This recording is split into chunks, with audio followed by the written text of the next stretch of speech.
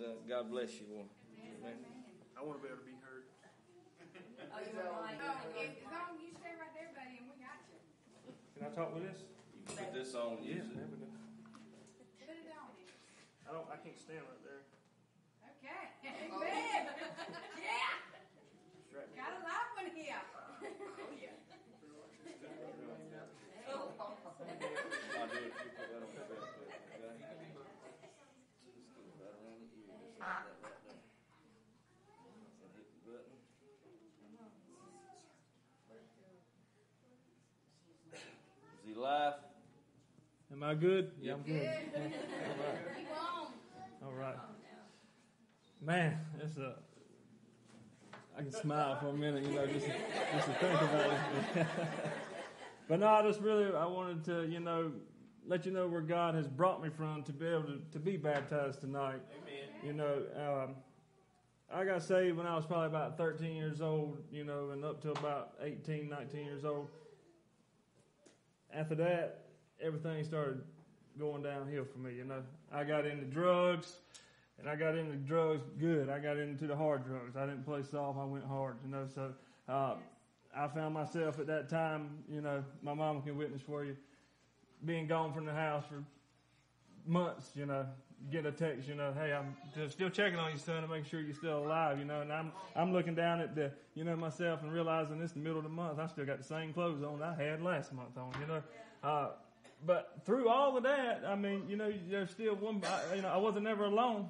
I had God with me every day, even though, I was, I wasn't deserving of that, I should already have been done nailed to a cross and had to ask for my sins, but I got somebody else that's already done that for me, so I thank God every day, because when July 10th rolled around here, I stood right down here at this altar, and that morning, me and Ashley was going to come to church, and we got in a fight, and we didn't come to church. And I left, and I went to Ellaby, and I just thought of all the bad things, But I was on the way back home, and God talked to me, and He said, Chris, I want you to come to church tonight. So I texted Ashley, and I said, I don't know if you're going to church, but I'm going because, God wants me to be there. And, she reached out to her sister, and her sister reached out to Scott and them, and, it just... But when I come into church, I could just feel it. I was just like, it's got to break tonight because it's one way or the other is coming out. So I got down on that altar right there and I begged God for forgiveness for all that I had done. And and when I stood up, there was no more addictions, there was no more badness.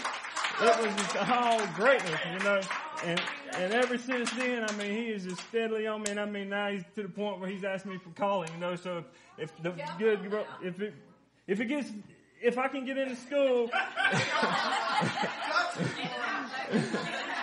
you don't need that school, just let it out.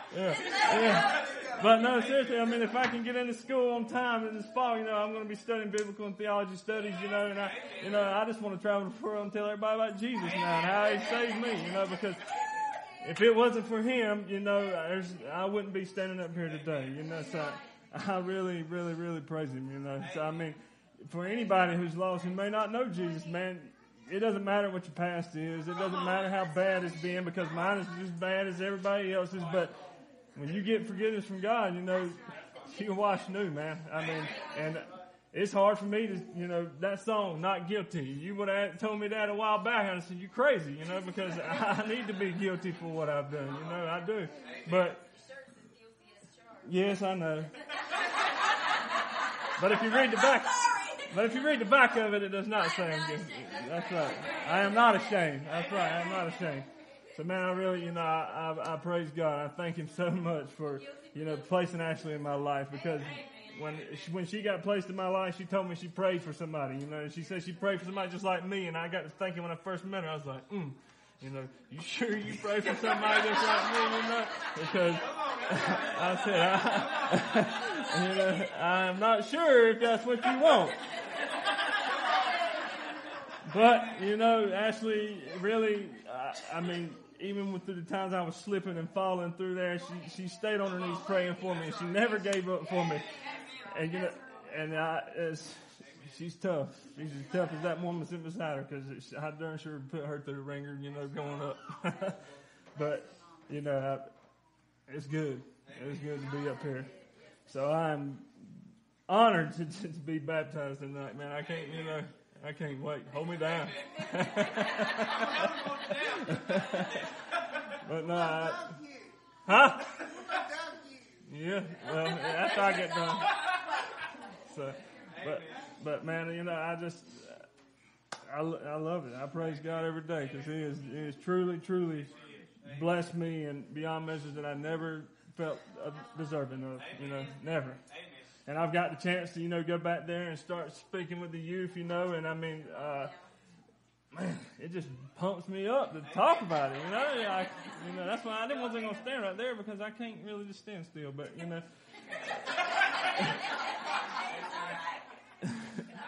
but, I just, man, I just ask you, if you don't know Jesus, man, make tonight be the night that you learn to know Him, because He will save you. I mean, because we all got a time coming, whether it's like Pastor said this morning, from the rapture or from the grave, we're going to die, But I'll be glad when I do, boy. I will be going up top. Yes, Lord. I will be going. I may be, having to dig ditches, but I'm going up top. Yes, Lord. But no, it is an honor to be able to have this done tonight. And I thank God so much for it. Amen. Praise you, Lord. Thank you. I can keep going. I can keep going. Okay.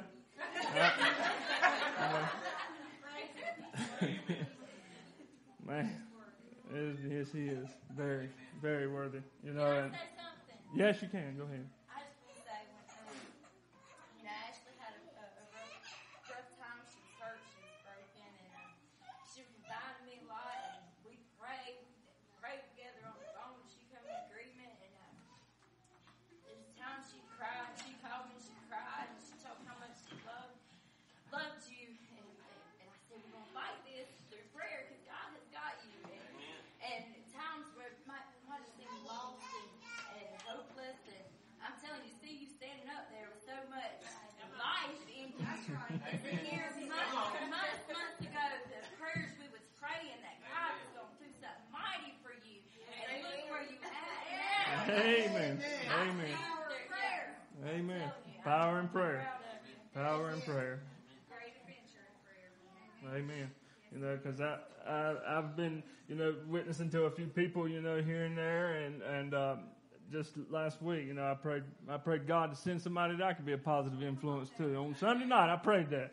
Lo and behold, Monday, here comes somebody along that needed that, So I've been witnessing to this boy. His name's Dylan. I think he's about 20 years old, and he's struggling, but God is the ultimate healer, and with Him we can make all things possible. So, yes, sir, Ronnie. Chris works for me with the Alamo Company, and he comes in there all the time, checks up on me, and makes sure I'm behaving myself. Sometimes I don't behave. Sometimes he gets on to me, and he's a big witness, and he's a big influence in my life, and he's a big influence with the company now, I'm real proud of Chris, and what he stands for Jesus Christ. Amen. Me and Chris, we try to get prayer going every once in a while in the store. You'd be surprised at the looks you get. Sometimes we do, and sometimes we don't. It depends on what the devil is throwing at us in the store. And we just want to tell you that Chris is doing a great job with his company, and I know he's going to do a great job with Jesus Christ. Amen. You know, I got the answer to your question from this morning. You know, you said, are you prepared today if the Lord will come? And I can honestly sit here and say today that it is well, and I am prepared for Jesus to come. So, you know, I can stand there today and take honor in that. And that's good, man. That's awesome. Yes. Amen. I love it. I love it. I've been high all kind of different ways, but I've never went to bed high and wake up high and be praising God every day.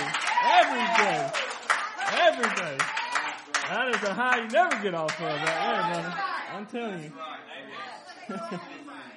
Amen. Amen. It's the truth. That's the truth that ain't never been told. Amen. Amen. All right, Brother Les, you want to give this up to somebody else? I think I've had enough.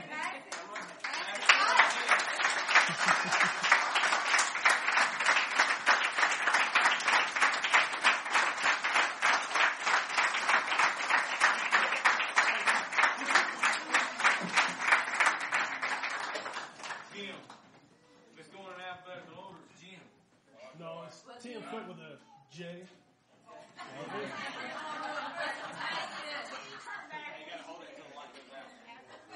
I got two videos on the show right quick before I get started. Go ahead, Chad.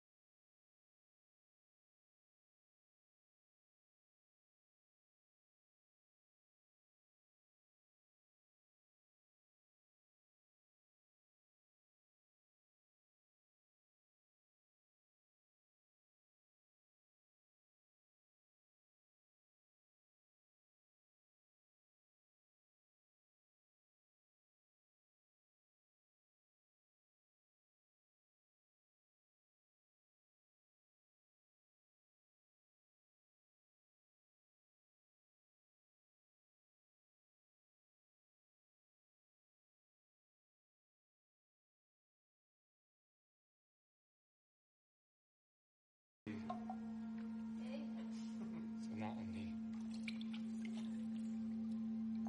Resha. Tiavellasiki min ve'ele. And radafuli.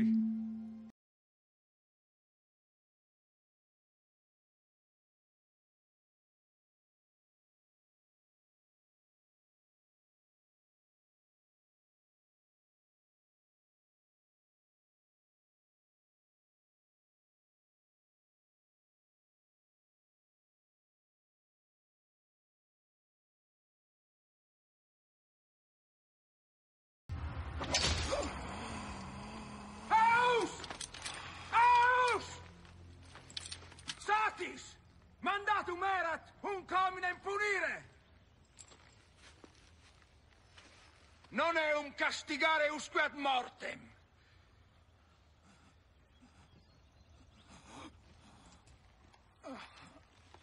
Offerte eu. Ite!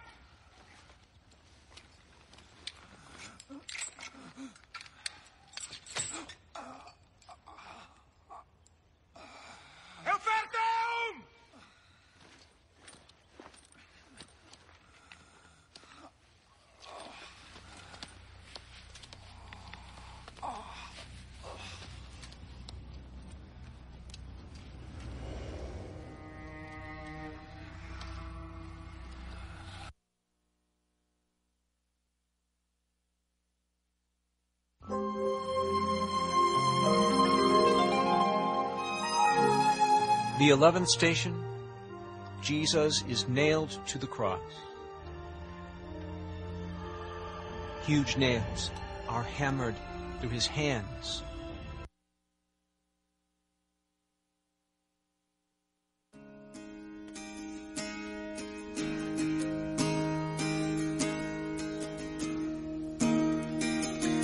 The stars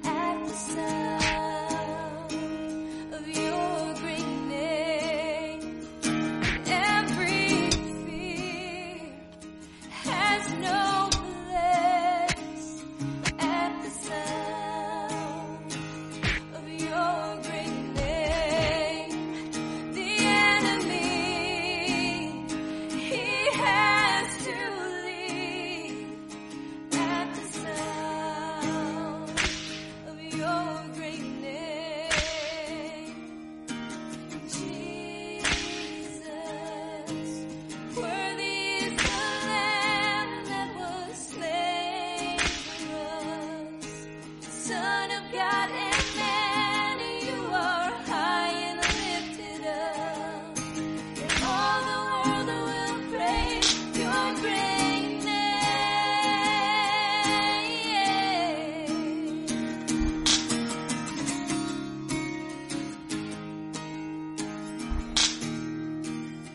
All the weak find their strength at the sound of your great name. Hungry souls receive grace at the sound of your great name. Oh, and the fatherless, they find their rest at the sound of your great name. Oh, the sick are healed and the dead are raised at the sound of your great name, Jesus. Oh, Jesus, worthy is the Lamb that was slain for us. Son of God and man, you are high and lifted up, and all the world will praise your great name,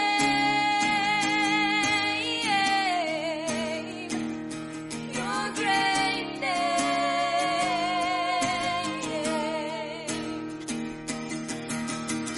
Redeemer, my healer, Lord Almighty, Defender, my Savior, you are my King.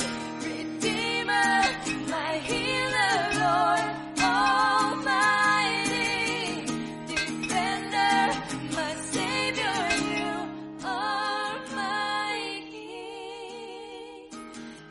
Jesus, worthy is the Lamb that was slain for us. The Son of God and man, you are high and lifted up, and all the world will praise Jesus. Worthy is the Lamb that was slain for us. The Son of God and man, you are high and lifted up, and all the world will praise your great name,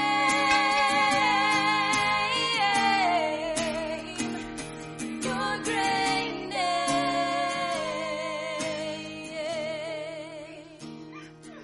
Oh, Jesus, worthy is the Lamb that was slain for us. The Son of God and man, you are high and lifted up, and all the world. Glimpse of what earthly men can say that show that God did for, or Jesus did for our sins. But yeah, we think that we can just spend this about 6 hours a week, and we give him enough time. Come on. And I feel like, and this has been hitting me all week, that we're just spitting in his face. I mean, and just anybody in here, if you did all you could for somebody and they just ask you to do one thing, you'd feel like they're spitting in your face. But we do it on a daily basis. You know, we don't spend enough time in prayer. We don't spend enough time in the Word. We don't spend enough time witnessing. And it's been hitting me like crazy. There's something else God wants me to do, and it's not what I'm doing. By far. And I've talked to Alyssa about this several months. I'm sorry I said your name. You don't have to leave.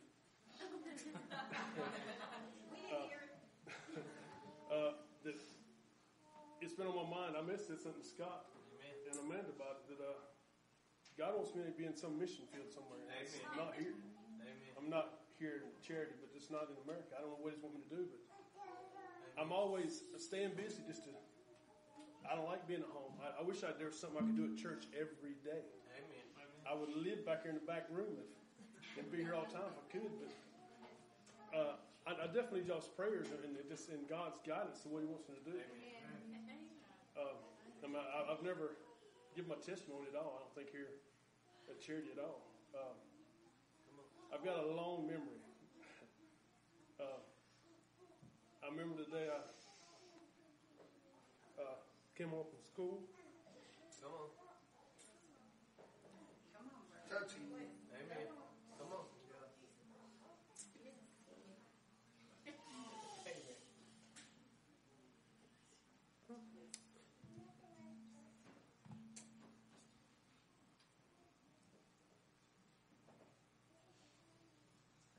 In kindergarten.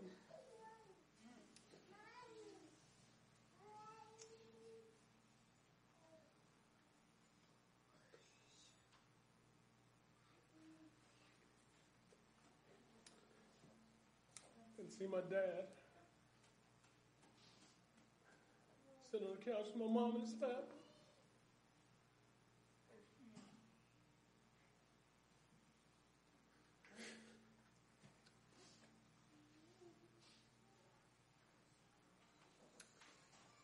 It was the last day they ever spent together. My mom and dad separated when I was 5. We had 4. I had 2 brothers and a sister.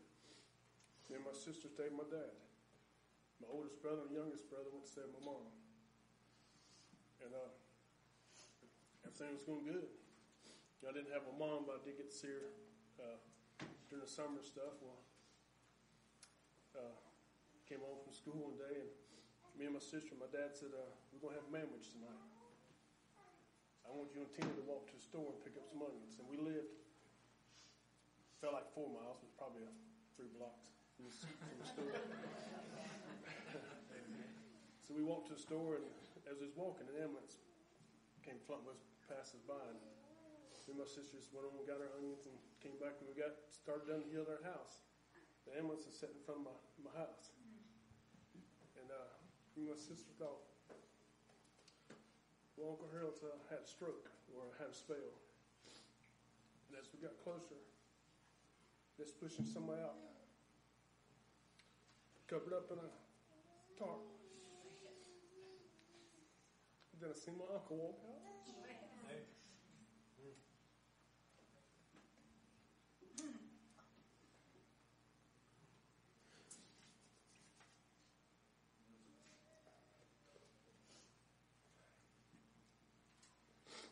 I remember my sister wondered for a long time why God could take a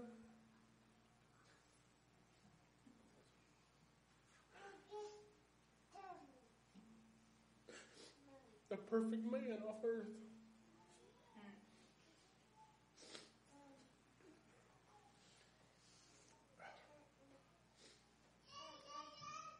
About 2 years went by, and I finally went to see one of my best friends. He lived 2 houses down. And I was asking when he was talking. I said, well, how's so-and-so doing? Oh, he got locked up. There's another guy we hung out with. And I said, well, how's Keith doing? Oh, he was shot last week, man. I mean, everybody that I'd hung around with was in some type of trouble, arrest, or something. And that's why since then I've always known everything happens for a reason.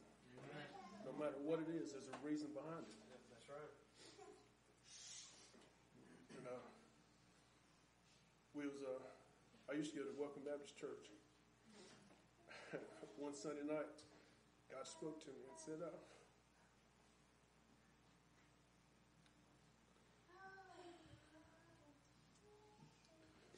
you need to talk to Randy.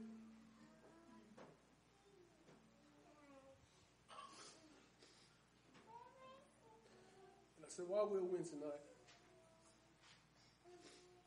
Tuesday night, at midnight, I get a call. Randy's been in a car wreck. He died at 2 o'clock Wednesday morning. I was 18 years old.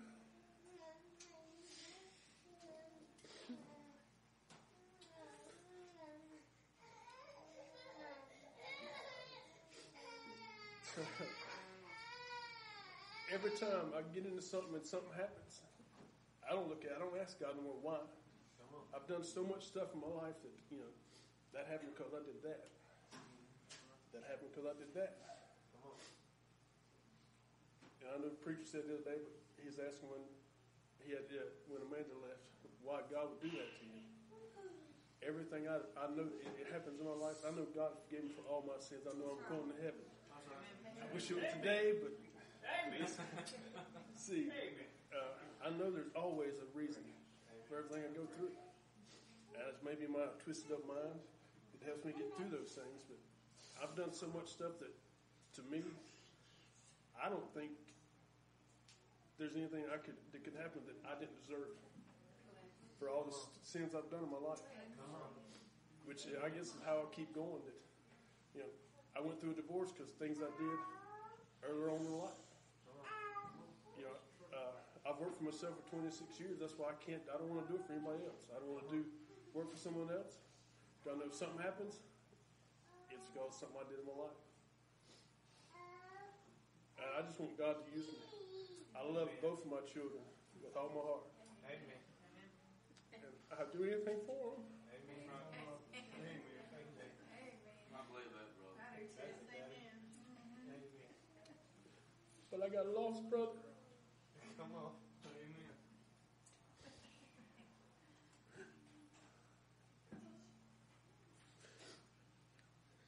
I told God last that if it took taking me out to get him in, Come on. that's what I wanted to do. Because I've tried my best to talk to him, and he's seen the things I've done in my life, and I have no influence over him at all anymore. Any positive influence. And the only thing I can do is give my life for his. And if that's what it takes, I'm all for it. But I don't want to leave these girls with anyone else. So y'all just pray that there's some other way that Paul can get saved. Amen. Amen.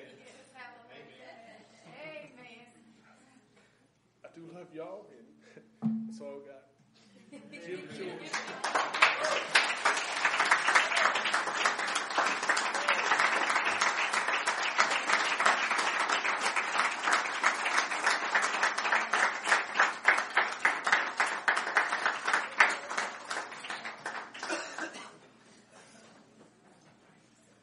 I can definitely say that's two hard men to follow. Without a doubt. Without a doubt.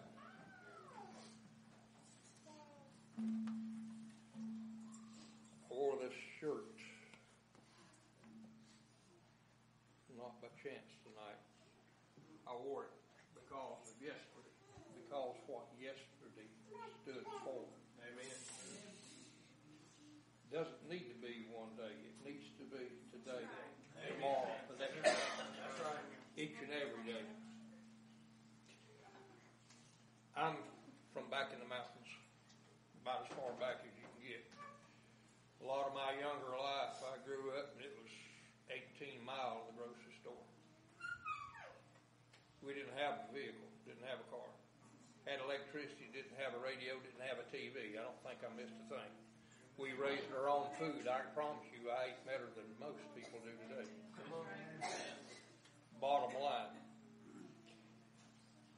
Another thing that's wrong with our country today, another thing I don't see a whole lot of anymore is honesty. That's right. Come on. When I was a young kid, I remember going to the bank down in Silva with my father. He needed to borrow $100. I don't know why he needed to borrow the $100. I don't remember that far back. I remember the three of us, my father, myself, and a banker, going into a little office that was about as big as what you see right here.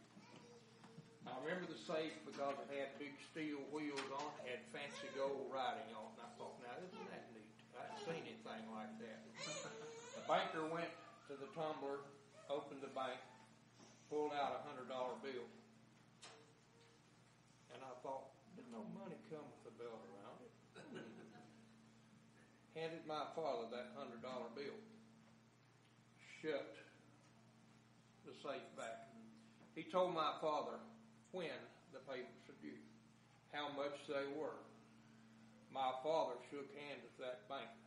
There was no paperwork ever done on that loan. Not one bit. My father would have sold me before he would have balked on that loan, and I promise you he would have. Ain't no doubt in my mind. And that's all that there was to it. I was lucky. Young in life, I had a few situations that I think the good Lord put in front of me to teach me a few things. I worked for Winn-Dixie. I think I was about 16, 17 years old. I think I made 75 cents an hour. I was bagging groceries one day, and a lady and a couple of small kids came through the line. She literally did not have enough money to pay for her groceries. There wasn't any candy. There wasn't any trivial things in that lady's basket. It was stuff that she and the kids needed.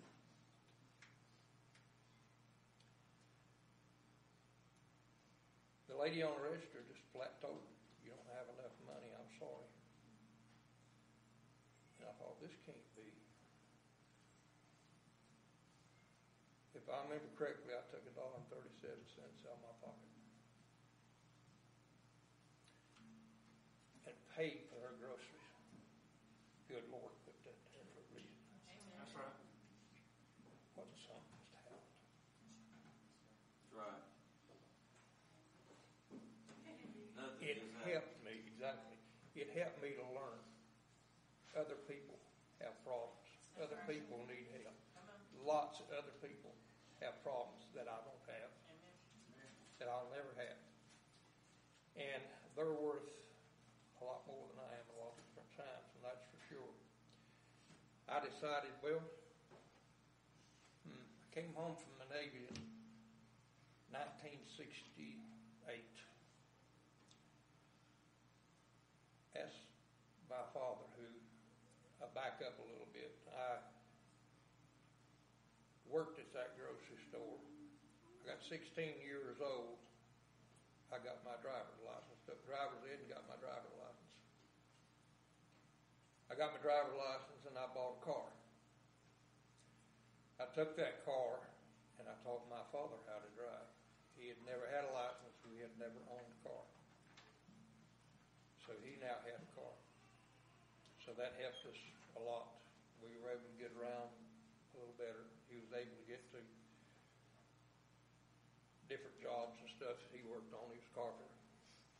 I remember sometimes back in the mountains, the neighbor had an old CJ5 Jeep, an old military Jeep. It had a 3-point hitch on the back of it. They'd put down, they'd plow with it, they'd disc car, do whatever needed to be done. They'd fold that up and we'd go down to Silva.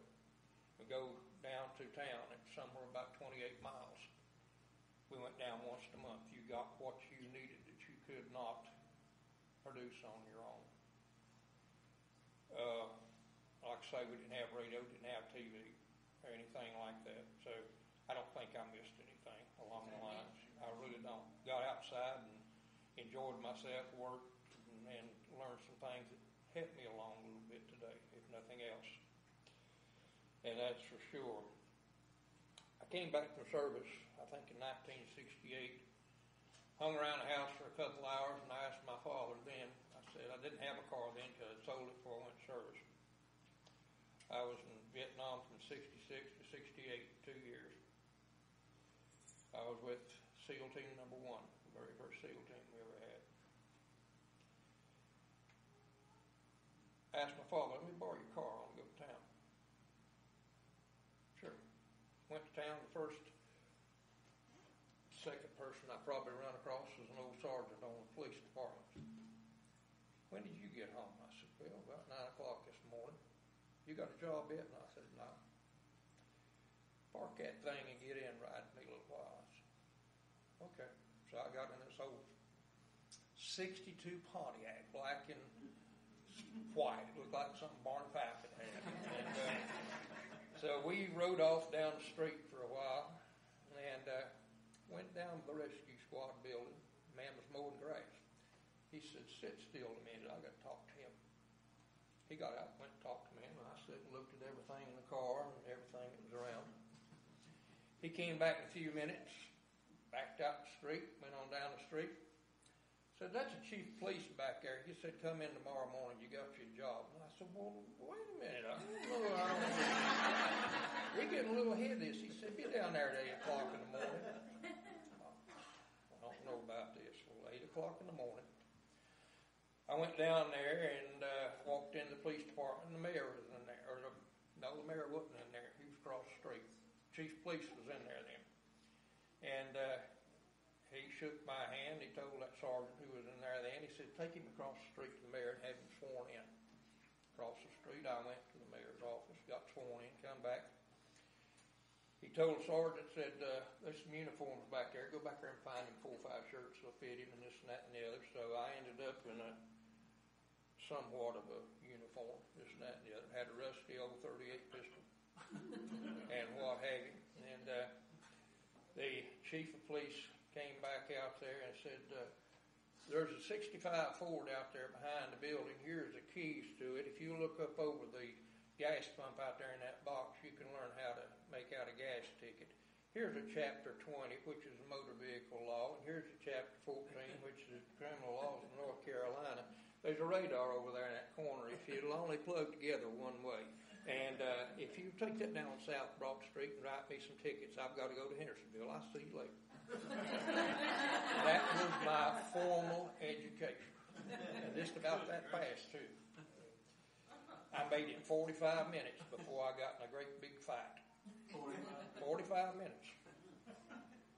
Went down to start a savings account at the bank, walked out the front door, across the front porch, met an old boy that I'd had trouble with. Just as I got even with him, he took his hand and slapped me right in the middle of the chest. And I backed up and looked at him and thought, what? He said, I just want to let you know, if you ever try to take me to jail, I'm going to whip you.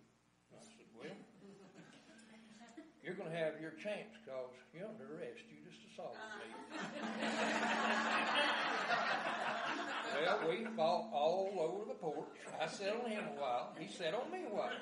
We rolled off the porch and behind the truck.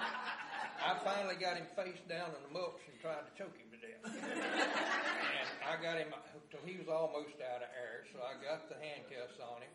Went to put him in a patrol car. I thought, well, it's about like it wasn't from here to the stop sign over yonder, but it was pretty far to the jail. And I thought, I'm going to walk to jail. So I got him with a chain on the handcuffs, and up the street we went. Every time he'd start running his mouth, I'd twist the chain on the handcuffs. And they'll cut like a razor, I promise you they will. We got up in front of the pool room on the other side of the street, and I thought, well, we're going to cross the street. So I went up in front of the pool room and twisted the chain a few times and looked in the door that his buddies come out with a fuel coupe watching. Went back across the street, put him in jail, and didn't have any more trouble out of it. That was just about the end of that situation up there. I came on down the road a little bit later on, a few more years, and decided, well, I need to try to advance myself a little bit. So I decided I'd get with the highway patrol. So the first place that I went to, right here in Stanley County, I stayed here 26 years.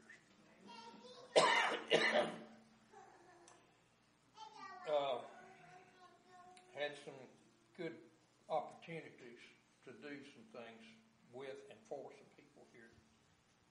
They presented themselves again. Said a lot of things I shouldn't have said. Did a lot of things I shouldn't have done.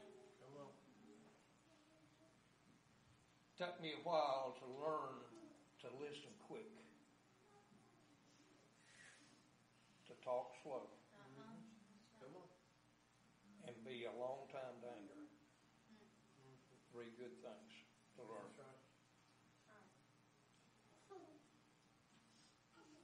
Again, the good Lord put some things in front of me that I can only say thank you. The things that give me the opportunity to do some things to help along the way. Right. Remember talking to a waitress one time that waited tables on me many years ago. She had a good attitude. She had a good Christian faith, I felt like. We sat down and talked a little bit. She impressed me. I had an opportunity to give her a nice little tip that I felt was very deserving along the way. I thought, good Lord, put that there for a reason. And I think He did to this day. I was at the hospital one night. Little girl came in. I don't remember the cause of the accident or what have you, but her thumb was almost entirely severed. I was standing there and the doctor came to me and said, look, if we don't get her to Concord now, if we don't do so in the next 45 minutes, this thumb will have to be amputated. No ifs and buts, however about it. It's going to have to be done. Well, no ambulance is available. Now what are we going to do? I told the father, I said, get in your car. Put her in that car.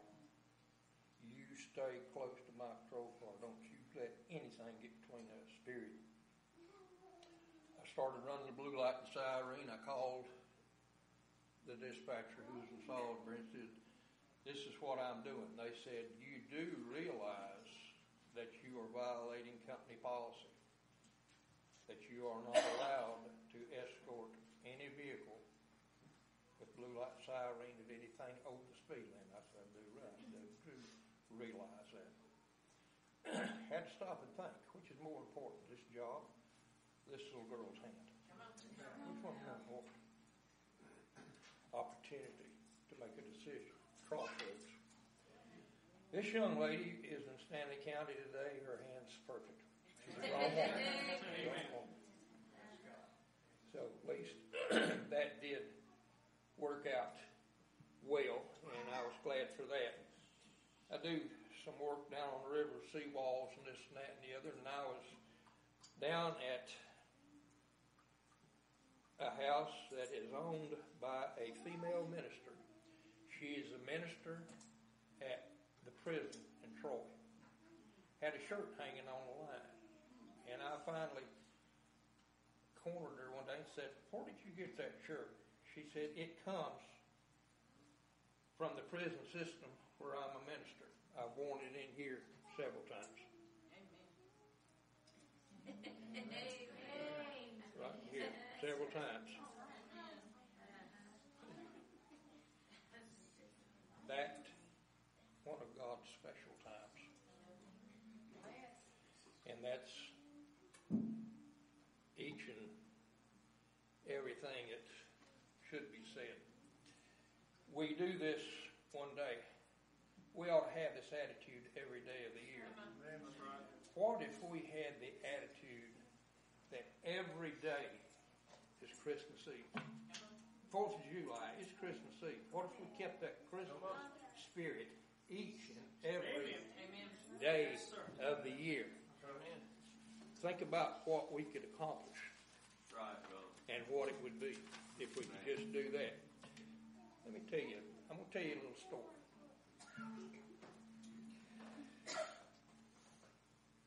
This is Christmas Eve right now, let's say.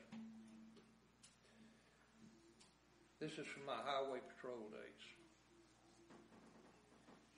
It's almost midnight. I should go to bed, I believe. But memories keep me awake this snowy Christmas Eve. Another Christmas, my wife would do the toys, the food, Christmas cheer. She would also always bear the load. Because most of the holidays I would work, take trooper on the road. Sitting in my easy chair so many years retired, I remember days gone by and all that has transpired. Of all the happenings that came to light, a multitude of these happenings on this very night. A drunken woman who died in a wreck on Christmas Eve leaves a memory most people just can't believe. I had to drive to where she lived to help tell her next of kin. Found a rundown mobile home she'd been living in. The person answering the door, I still remember today. A little girl about 4 years old. She said, "I'm Sue McKay." I asked her if her dad was home and got the longest pause. She said, "My daddy ran away. Are you Santa Claus?" My mommy said you would come tonight if I would just stay in bed and bring a pretty dolly for me. That's what my mama said.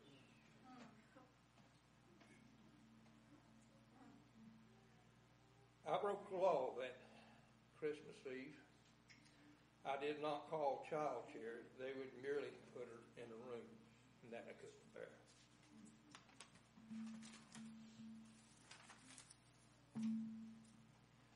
I picked her up and took her home, and my wife tucked her in bed and wrapped a pretty dolly just for her, just like her mama said. Adopted by a loving home, and soon they moved away. I won't forget that Christmas Eve and little Sue McKay. Another bitter Christmas Eve, a blizzard to behold, a family in a ditch, trapped there in the cold. By the grace of God, I spotted them all cold and gaunt with fright, drove them to a motel room to spend the night. One Christmas Eve, a homeless man, cold and wet, was trying hard to get a ride I'm sure he'd never get. I picked him up and drove him to a diner on a hill to warm his bones and left him with a $5 bill. Strange when you're all alone, the memories you recall. You think of everything you've done. Was it worth it all? I think about my God, my job, my family, my wife. Would I do it all the same? Would I relive my life?